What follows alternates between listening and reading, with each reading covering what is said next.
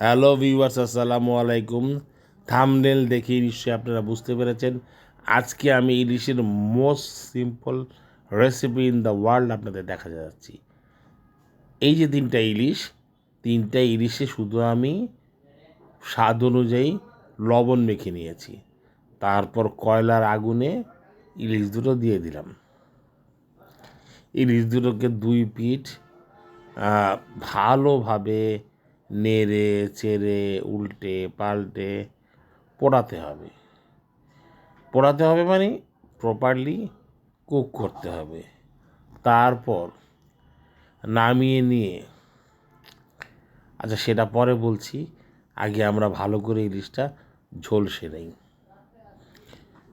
কয়লা আগুন প্রথমে ভালোভাবে ধরতে চাইবে না, একটু বাতাস লাগবে।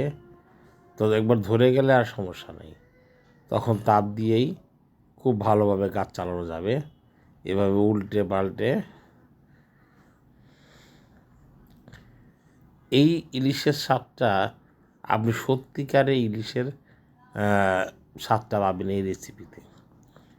এতে ইলিশের তেল, ইলিশের যে টেক্সচার, ইউ ক্যান মানে ফিল ইট।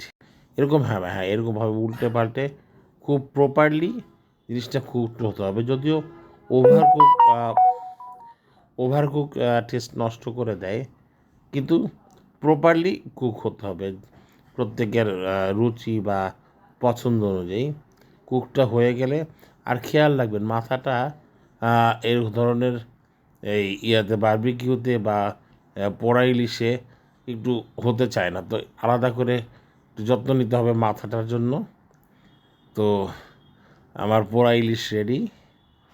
এখন দ্বিতীয় মাছটাও তুলে নেব। হ্যাঁ, আমি একটু কম বার্ন করা খাবার পছন্দ করি, ওভার কুকটা আমার ভালো লাগে না। এখন লেবু চিপড়ে নিচ্ছি, মানে জিভে জল চলে আসে। ঝাল যারা ভালোবাসেন তারা কাঁচামরিচ সঙ্গে একটা রাখতে পারেন, কচকচ করে চিবিয়ে খাবেন। তো যাই হোক, রেসিপিটি আপনাদের ভালো লাগবে এই প্রত্যাশায় বিদায় নিচ্ছি। আগামী রেসিপি পর্যন্ত সবাই ভালো থাকবেন, সুস্থ থাকবেন। আল্লাহ হাফেজ।